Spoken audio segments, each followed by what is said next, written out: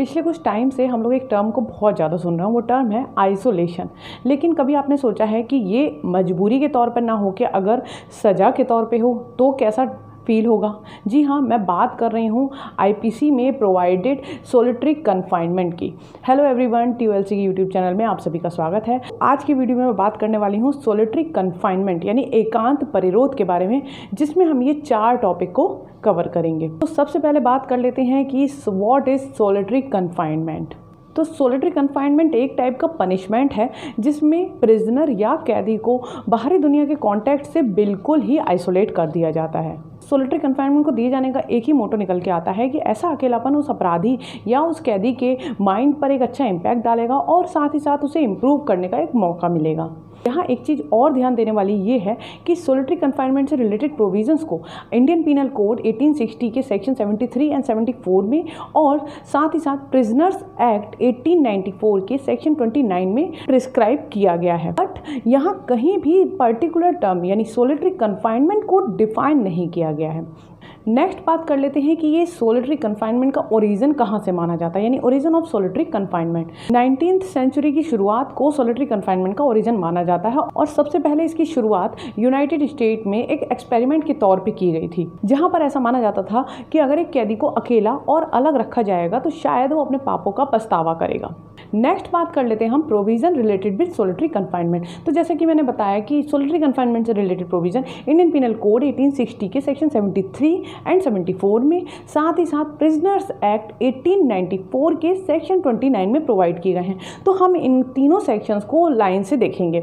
सबसे पहले देख लेते हैं सेक्शन 73 किस बारे में बात कर रहा है। तो सेक्शन 73 में सोलिटरी कन्फाइनमेंट को बताया गया है कि कौन सी सर्कमस्टेंसेज होंगी जब सोलिटरी कन्फाइनमेंट को ग्रांट किया जाएगा। अकॉर्डिंग टू बियर एक्ट इसके इसेंशियल्स को हम देख लेते हैं। सबसे पहले इसमें बोला गया है कि any person who is convicted under this code and code has power to sentence him rigorous imprisonment, then the court may by its sentence order that the offender shall be kept in solitary confinement for any portion or portions of the imprisonment to which he is sentenced। साथ ही साथ इसमें बताया गया है कि the solitary confinement should not be exceeding 3 months in the whole and will be given according to the following scale, that is to say a time not exceeding 1 month if the term of imprisonment shall not exceed 6 months, a time not exceeding 2 months if the term of imprisonment shall exceed 6 months and shall not exceed 1 year, a time not exceeding 3 months if the term of imprisonment shall exceed 1 year। यानी according to section 73 solitary confinement केवल उसी person को grant किया जा सकता है जो कि इंडियन पीनल कोड में कन्विक्ट हुआ हो और साथ ही साथ कोर्ट को जिसे रिगरस इम्प्रिजमेंट देने की पावर हो। According to section 53 of Indian penal code 1860 imprisonment can be of 2 description such as rigorous imprisonment and simple imprisonment. यहाँ रिगरस इम्प्रिजमेंट का मतलब है कि इम्प्रिजमेंट विथ हार्ड लेबर, यानी कि यहाँ रिगरस इम्प्रिजमेंट जिस भी पर्सन को ग्रांट किया जाता है उस कन्विक्ट पर्सन को जेल में कुछ हार्ड लेबर करना पड़ता है और जिसके लिए उसे कुछ मिनिमम वेजेस भी पे किए जाते हैं। वहीं दूसरी ओर सिंपल इम्प्रिजमेंट में कोई ऐसा हार्ड लेबर इंक्लूड नहीं होता है। दूसरी बात जो हमें सेक्शन 73 को पढ़ के समझ में आ रही है कि कोर्ट जो है उसी सेंटेंस के साथ इसे ग्रांट करती है, यानी कोर्ट सोलिटरी कन्फाइनमेंट को उसी सेंटेंस के साथ ग्रांट करती है और साथ ही साथ ये पूरा जो है 3 महीने का ही हो सकता है, यानी पूरे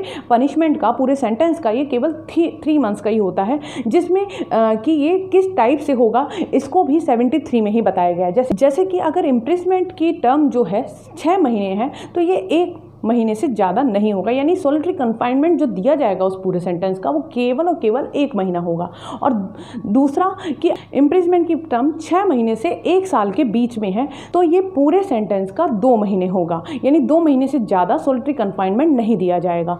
तीसरी बात, अगर ये इम्प्रिजमेंट 1 साल से ज़्यादा का है तब इस पूरे सेंटेंस का 3 मंथ्स सोलिटरी कन्फाइनमेंट दिया जा सकता है, इससे ज़्यादा सोलिटरी कन्फाइनमेंट नहीं दिया जाएगा। नेक्स्ट हम बात कर लेते हैं सेक्शन 74 की, जिसमें लिमिट ऑफ सोलिटरी कन्फाइनमेंट बताई गई है, यानी कि सोलिटरी कन्फाइनमेंट पूरे सेंटेंस का कितना होगा ये हम लोगों ने 73 में देख लिया, लेकिन ये एक बार में कितना ग्रांट किया जाएगा, यानी कितने टाइम पीरियड के लिए एक बार में सोलिटरी कन्फाइनमेंट दिया जाएगा, इसको 74 में बताया गया है।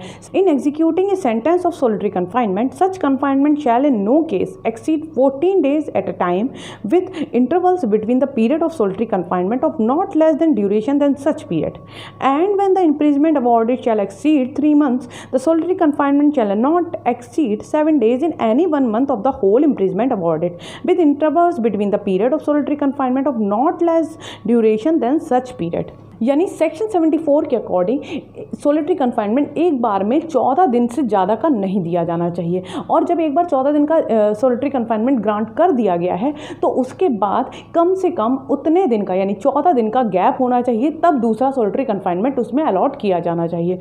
दूसरी बात जो सेक्शन 74 में बोली गई है कि जब अगर दिया गया इम्प्रिजमेंट 3 महीने से ज़्यादा है तो उस पूरे इम्प्रिजमेंट के किसी भी एक महीने में सोलिटरी कन्फाइनमेंट की जो लिमिट होगी वो 7 दिन से ज़्यादा की नहीं होगी, और 7 दिन के बाद कम से कम उतना इंटरवल भी ग्रांट किया जाएगा, उसके बाद ही नेक्स्ट सोलिटरी कन्फाइनमेंट दिया जाएगा। नेक्स्ट हम बात कर लेते हैं प्रिजनर्स एक्ट 1894 में दिए गए सोलिटरी कन्फाइनमेंट से रिलेटेड प्रोविजन की। तो जैसा कि मैंने बताया था कि प्रिजनर एक्ट 1894 के सेक्शन 29 में सोलिटरी कन्फाइनमेंट से रिलेटेड प्रोविजन दिए गए हैं।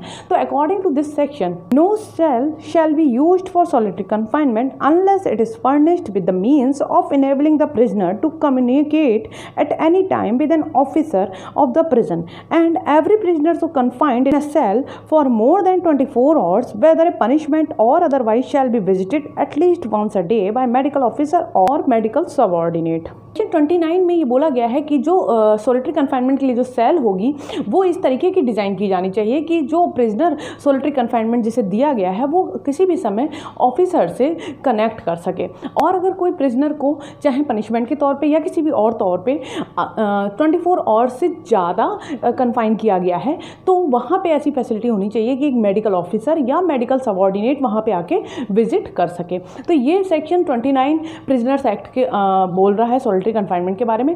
नेक्स्ट अब हम बात कर लेते हैं cases related with solitary confinement. सबसे पहले इसमें बात कर लेते हैं Charles Sobhraj versus the superintendent central jail Tihar. इसमें बोला गया solitary confinement must be inflicted only in accordance with the fair procedure and in absence of which the confinement would be violation of Article 21 of the Indian Constitution। यानी इस मामले में supreme court ने ये held किया कि जब solitary confinement grant किया जाए तो उसके लिए एक फेयर प्रोसीजर होना चाहिए, और ऐसा नहीं होता है तो ये definitely article 21 of Indian constitution का वायलेशन करता है। नेक्स्ट जो मैं बात करने वाली हूँ केसेस की, उसमें आ रहा है Kishore Singh Ravindra Dev versus state of Rajasthan और सुनील बत्रा वर्सेस दिल्ली एडमिनिस्ट्रेशन, जिसमें ये बोला गया कि solitary confinement is an extreme measure and is to be rarely invoked in exceptional cases of unparalleled brutality and atrocity. Supreme court के डिसीजंस को देखते हुए ये बात तो क्लियर है कि सोलिटरी कन्फाइनमेंट को rarest of the rare matters में ही अलॉट किया जाना चाहिए और इसके लिए एक फेयर प्रोसीजर अपनाया जाना चाहिए, अदरवाइज ये आर्टिकल 21 ऑफ इंडियन कॉन्स्टिट्यूशन का वायलेशन करता है। आज की वीडियो में बस इतना ही। आई होप आपके लिए वीडियो हेल्पफुल रहेगी। अगर हाँ तो प्लीज़ इसे लाइक करिएगा, ज़्यादा से ज़्यादा शेयर करिएगा और कमेंट जरूर करिएगा। साथ ही साथ हमारे चैनल को सब्सक्राइब कर लीजिएगा अगर आपने अभी तक नहीं कर रखा। बेल आइकन को प्रेस कर दीजिएगा फॉर रेगुलर नोटिफिकेशंस, एंड हमारे को टेलीग्राम पे, इंस्टाग्राम पे, फेसबुक पे फॉलो करना मत भूलिएगा। लिंक डिस्क्रिप्शन में है। हमारी ऐप को आप गूगल प्ले स्टोर से डाउनलोड कर सकते हैं हमसे जुड़ने के लिए और हमारी लाइव क्लासेस को ज्वाइन करने के लिए। उसका लिंक भी हमने डिस्क्रिप्शन में दे रखा है। और आज का वीडियो देखने के लिए थैंक यू सो मच।